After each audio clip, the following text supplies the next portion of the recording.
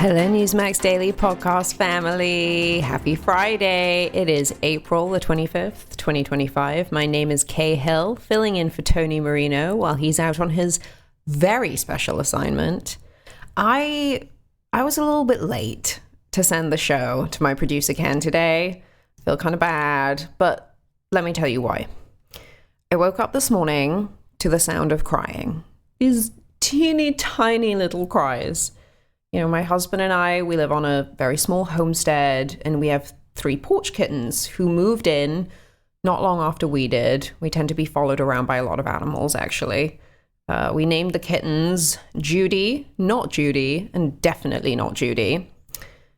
Judy and not Judy have very much been part of the family. Definitely not Judy shows up here and there. But this morning, not Judy was busy carrying her 3 brand newborn kittens onto the porch. What a wonderful Friday blessing, everyone.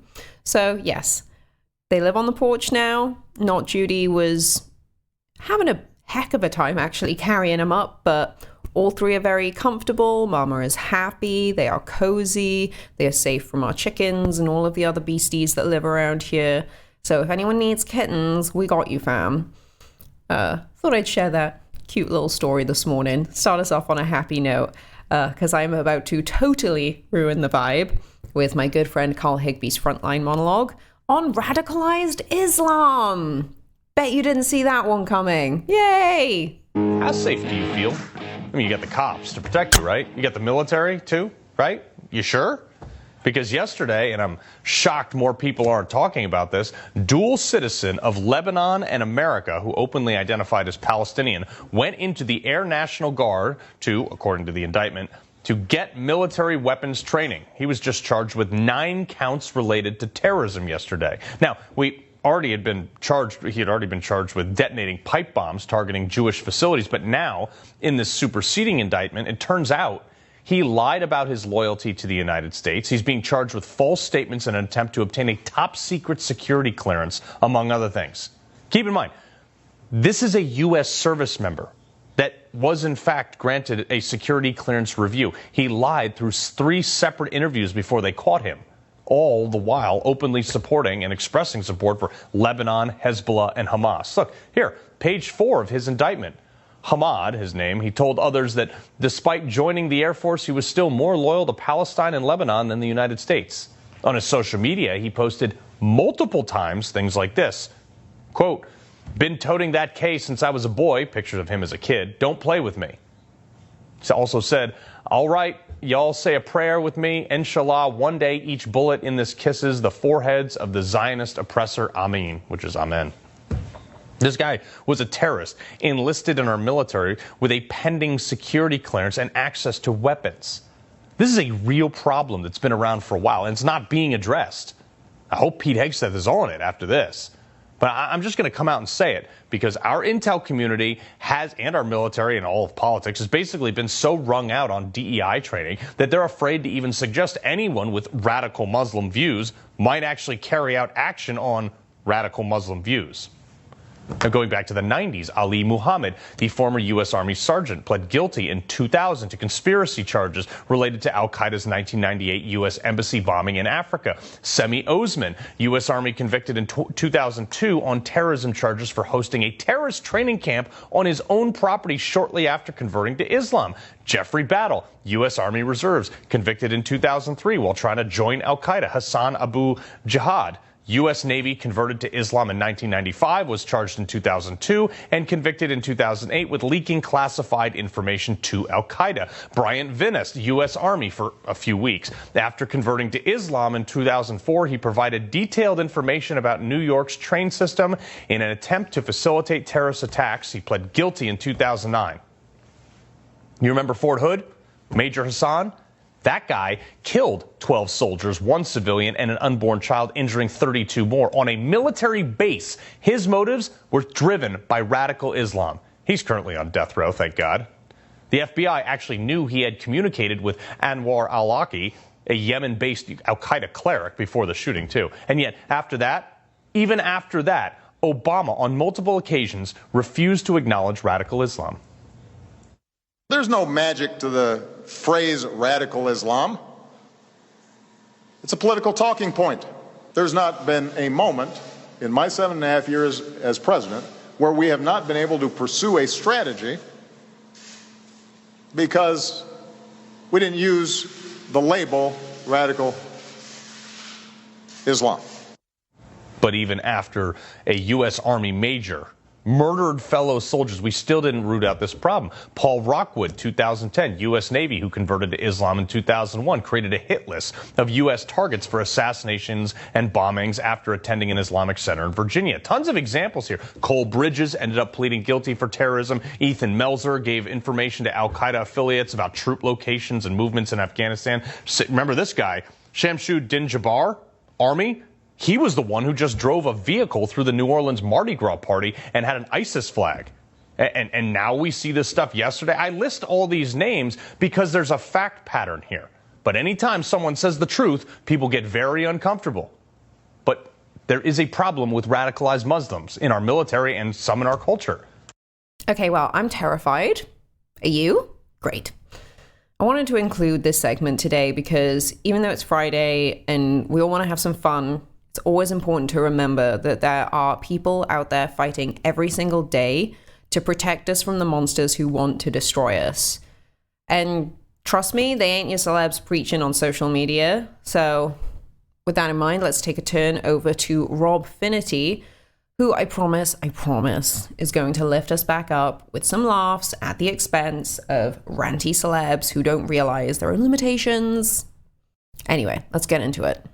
George Clooney, another person I would call overrated, is starring in a little play about Edward R. Murrow called Good Night and Good Luck. George even dyed his hair black. Take a look. And the legacy media were falling all over themselves earlier this month to be the first ones to write a glowing review of the play. They couldn't wait to write these reviews. The New York Times saying that Clooney makes Edward R. Murrow a saint of sane journalism for a world that still needs one. Variety says Edward R. Murrow's historic broadcasts take the stage version of the movie and has a seriousness of purpose that is dramatically chilling and as laser-focused as the penetrating gaze coming from its star, George Clooney. I just threw up a little bit in my mouth. Give me a break. It looks like all the praise, the decades of praise for this one very average Hollywood actor is starting to go to Georgie's head. Trump tweeted about me, and then I just got one, I guess, from Musk. I don't care much in terms of what they say. We didn't, what we do in this is we talk about the responsibility of journalists to hold truth to power, right? That's our goal. That's our goal. That's our goal. Like, you're a journalist as well? You see, all of a sudden, Georgie thinks that he's a real journalist and not just some guy standing on a piece of plywood 3 feet above an audience reading lines that he had months to memorize. Georgie actually thinks that he's Edward R. Murrow, like some method actor gone terribly wrong. And like so many Hollywood stars and pro athletes, they're all afflicted with an illness that's never been diagnosed. They all think that we care what they have to say. And this illness exists because no one ever asked these people any hard questions, any real questions, and no one ever criticizes them. Not really. And for 30 years, Georgie has been asked a combination of two basic questions. What are you wearing? And tell us about the movie. And reporters laugh with them and take pictures of them and gawk at them. Take a look. You yourself did something that a lot of people would call brave when you wrote your op-ed. Well, I don't know if it was brave. It was a civic duty, because I found that people on my side of the street, I'm a Democrat. I was a Democrat in Kentucky, so I get it. When I saw people on my side of the street not telling the truth, I thought that was time to... Are people still mad at you for that? Some people, sure. It's okay. He's so brave, and he dyed his hair black. That's a real actor when you dye your hair black. You go to the store, you get hair dye that's black, and then you put it in your hair. Jake Tapper said, you did something so incredibly brave when you wrote that op-ed. There it is again. Oh, George, thank you so much for saving us all. You're so amazing, and you're so darn handsome, and you're a wonderful actor, and I loved you in ER. You were like a real doctor, and your Boston accent in A Perfect Storm was my everything. I actually thought you were from Boston and not Kentucky, and I had to look it up. I Googled it and found out that you were from Kentucky, but your accent was amazing. In reality, CNN and the actual real facts are two very separate things once again. In reality, George Clooney acted like every other Democrat in Washington and in the legacy media. He acted just like fake Jake Tapper when it came to covering up Joe Biden's real condition. Georgie hid from the truth. He hid it from the American people, just like Jake and just like everybody else on the left. But why don't we actually look at the timeline and see what happened? Tell me if anything George really did was really so brave. We start on June 15th, 2024. George Clooney and Julia Roberts host a fundraiser in Los Angeles for Joe Biden. And they took this smiling photo together and raised $28 million to help Joe Biden beat Donald Trump. But during that fundraiser, something very strange happened that we weren't allowed to talk about or even notice. How dare you use your eyes to try and deduce that there might be something wrong with Joe Biden? We all know how that ended, don't we, fam? Let's stay with Rob now as he brings in Bill O'Reilly to discuss George Clooney. I mean, George Clooney's hair, guys. Have you seen that? That dye job? Oh, so embarrassing. But he's going to discuss, or Bill's going to come in and discuss George Clooney on a much higher note than I just did. He's just so much, I don't know, just better than me. Far classier. He's going to discuss this and more. So, hope you enjoy. It is always good to have you on the show. Bill, I want to talk about George Clooney. He got it wrong. All these people got it wrong. They lied about Joe Biden. And now George Clooney, Jake Tapper, and so many others are pretending that the last 4 years never happened. So what's your take on Clooney's role in this whole cover-up caper? He doesn't have much of a role. I mean, I'm the wrong guy to talk to because I don't have any regard for him at all.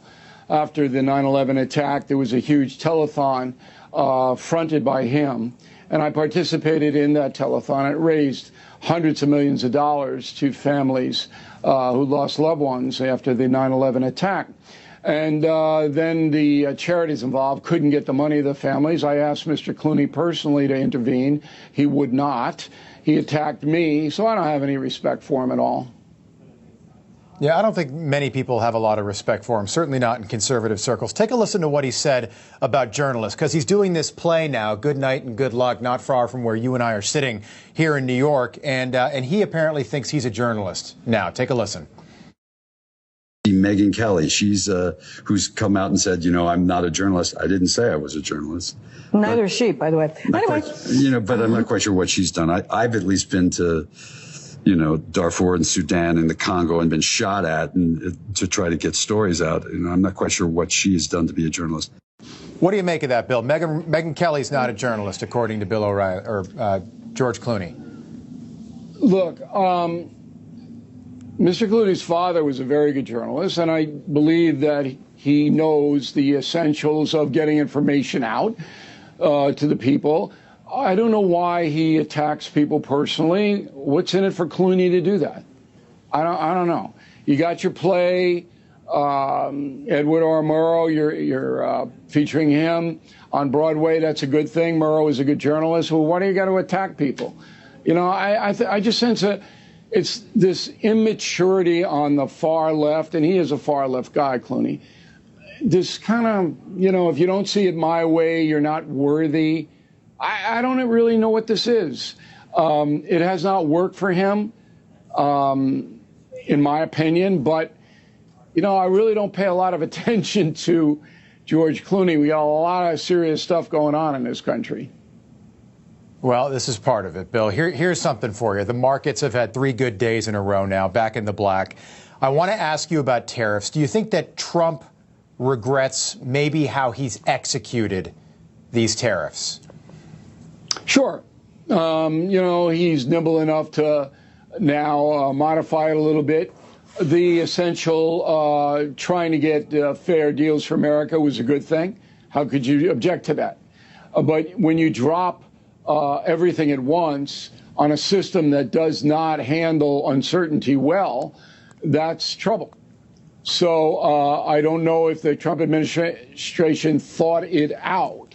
When you mess with people's money, Rob, there's going to be unintended consequences. And that's what we saw. I'm hoping and I believe that Mr. Trump will get a much improved world trade situation for the USA. I think he will get it. And maybe in 6 months, this story won't even be a factor at all. Yeah, is there an expiration date on MAGA goodwill when it comes to these tariffs? It's already reached. I mean, if you look at the polling now, people are reacting emotionally to their uncertainty in their portfolios. So the MAGA people are only 35% of the Republican Party. And so when you add it all together, it's a big crew, but it's not a dominant crew. And most people who voted for Donald Trump recognize that the Democrats and Joe Biden were horrendous in governance. And Trump's first term was pretty successful. So it was logical that he got put back. But the cliche is, I didn't sign up for this. And then people's portfolios go down 10% and they're going, whoa. And that's understandable. I really encourage everyone to listen to all of Bill's conversation with Rob, because I found it oddly calming and reassuring in a time where so much of human behavior is dictated by the false media narratives, which is scary. Thank goodness you guys are listening to Newsmax instead of, mainstream corporate news media. Anyway, next up, we're going to head over to Chris Plante's amazing panel to carry on discussing President Donald Trump and his actual kind of takedown, I guess, of legacy media. At least that's what I felt like this was. Enjoy. Last night, Politico, the left-wing Politico in Washington, D.C., ran a story that President Trump was gearing up to lift sanctions on Russia, in particular having to do with the Nord Stream pipeline. You remember those pipelines. Had Politico spoken with either Secretary of State Marco Rubio or the president's special envoy, Steve Witkoff, they would have known that the story was bogus, and they never would have run the story. Marco Rubio, Secretary of State, calling the story unequivocally false and journalistic malpractice, saying if Politico has an ounce of integrity, quite a proviso, they will fully retract this piece of fiction. I'll call it fiction, too. Not exactly mincing words there from Marco Rubio, nor did Witkoff mince words, who said there isn't even a kernel of truth to this story. Politico was played by their quote-unquote sources yet again. It's embarrassing that they print this type of fake crap. His words, not mine. Virginia, boy, it's different being a Republican in office than it is being a Democrat, isn't it? You know, and still, you know, the left is going to try to blame Donald Trump for Putin invading Ukraine. Isn't it great? Well, it feels like the left so often, the leftist media, is just salivating for Trump to make a mistake. I mean, they're just waiting around for some new way that they can jump on him and criticize them, which is why so many Americans are turning to alternative news outlets and abandoning outlets like Politico and CNN and MSNBC, is because they recognize there's a political agenda here that is driving their reporting. And I mean, the same with The Atlantic. I think it's going to be really fascinating to see what comes out of that conversation. I think you all are right. Trump is doing this interview because he loves that confrontation. He thrives off of that.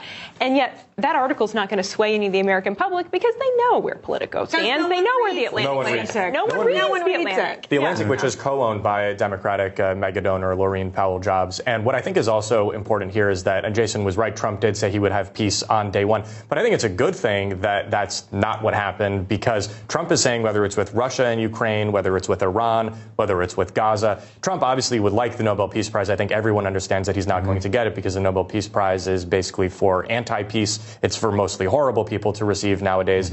But he's saying, I'd like for there to be peace in all of these situations. But, you know, look at Iran. If you guys are straying, we're just going to bomb you.